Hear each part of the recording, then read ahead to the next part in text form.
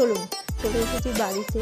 And very good evening to all, welcome to my fresh new blog. আশা করছি আপনারা সবাই খুব ভালো আছেন, আমিও কিন্তু বেশ আছি। আশা করছি ব্লগটা ভালো লাগবে। ভালো লাগলে ভিডিওটা শুরুতেই চ্যানেলটাকে লাইক কমেন্ট শেয়ার করে দেওয়ার আর একটা ছোট্ট সাবস্ক্রাইব করে দেওয়ার অনুরোধ রইল। তো আপনাদের সঙ্গে এতক্ষণ যে ফুল টুল শেয়ার করলাম, আর হ্যাঁ, ব্যাকগ্রাউন্ডে একটু বাইকের আওয়াজ বা টুকটাক কুটখাট আওয়াজ পাবেন, সেগুলো প্রিয়াংশ করছে। আর বাইকের আওয়াজটা অবশ্যই ওর না, আসছে বাইরে থেকে।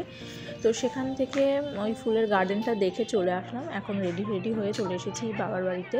বেশ কিছুদিন থাকবো, তাই ব্যাগখানা বেশ অনেকটা বড়। আর আজকে 25 ডিসেম্বর, তাই এখানে আমার বাবার বাড়ির সামনে একটা চার্চ আছে। এই চার্চের সঙ্গে আমাদের ছোটোবেলার অনেক স্মৃতি জড়িয়ে। তাই বাড়ি থেকে আসার আগে প্ল্যান করে এসেছি যে ব্যাগটা ওখানে রেখেই চলে আসবো চার্চে, কারণ এই চার্চটা আমাদের অনেক ছোটোবেলা থেকে তৈরি। এটা হচ্ছে মূল গির্জাটা। আর বাঁদিকে যে লাইট দেওয়া দেখছেন, ওটা হচ্ছে অক্সিলিয়াম প্যারিস, মানে ওটা একটা স্কুল, কনভেন্ট স্কুল আর কি। তো আমার এই চার্চটার আসার বিশেষ আকর্ষণ, কারণ সত্যি কথা বলতে এই চার্চটার সঙ্গে আমাদের মানে ছোটোবেলায় প্রচুর স্মৃতি। আমরা তখন 3-4 পড়ি বোধহয়, তখন এই চার্চটা তৈরি হয়। আর ওই যে উপরে গির্জাটা, ওই ঘড়িটা দেখছেন, ওই ঘড়িটা হচ্ছে ব্যান্ডেল, আমাদের ওয়েস্ট বেঙ্গলের মধ্যে ব্যান্ডেল চার্চের ঘড়িটা, তারপরে এটা টপমোস্ট।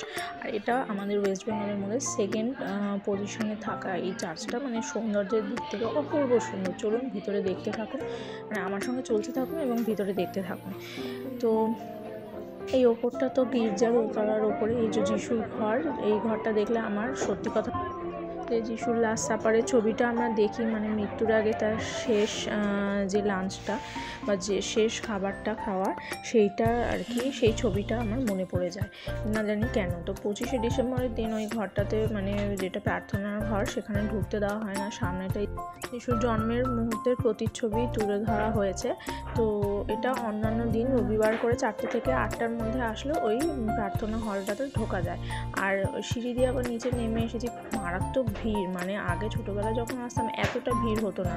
আজকে তো ঢোকার মুখে, গির্জায় ঢোকার মুখে শুনছিলামই যে মনে হচ্ছে যেন দুর্গা পুজোর ভিড়, মানে লোক লোক লোক, মানে কেউ আর পায়ে হেঁটে গির্জায় প্রবেশ করছে না, সবাইকে ধাক্কা মেরে প্রবেশ করিয়ে দিচ্ছে। তো এখানগুলোতে রয়েছে যে সেই যিশুর জন্মের মুহূর্তে বেথলেহেমের যে পরিবেশ, পারিপার্শ্বিক অবস্থা ছিল, যিশুর মা মেরি কিভাবে তাকে জন্ম দিলেন, কোন প্রতিকূল অবস্থার মধ্যে বা কী বৃত্তান্ত, সে সমস্ত কিছু এখানে গল্প কাহিনীর মধ্যে ফুটিয়ে তোলা হয়েছে।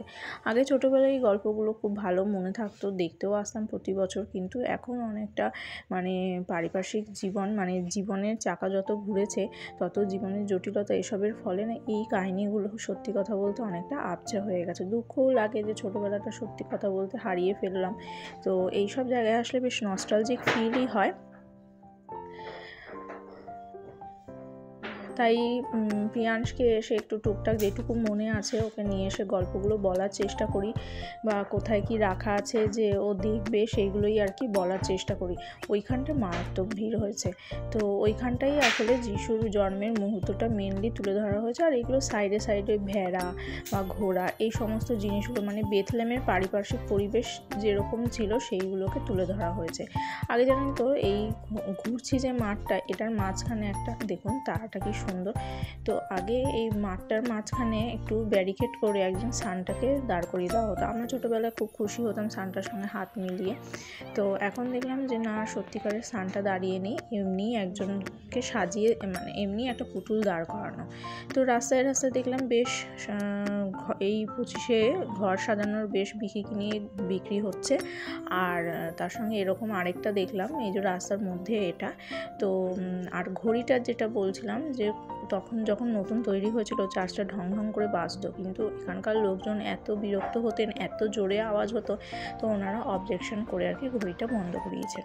তো মানে আওয়াজটা বন্ধ করিয়েছেন। তো যাই হোক, এখন এখানে রোজ খোলা থাকে না, ওই এখন শুধু 25 তারিখে আর হয়তো 31 আর 1 তারিখে একটু খোলা থাকবে সন্ধ্যেটুকু। তো ব্লগটা এইটুকুই থাক। ভালো লাগলে চ্যানেলটাকে অবশ্যই লাইক কমেন্ট শেয়ার আর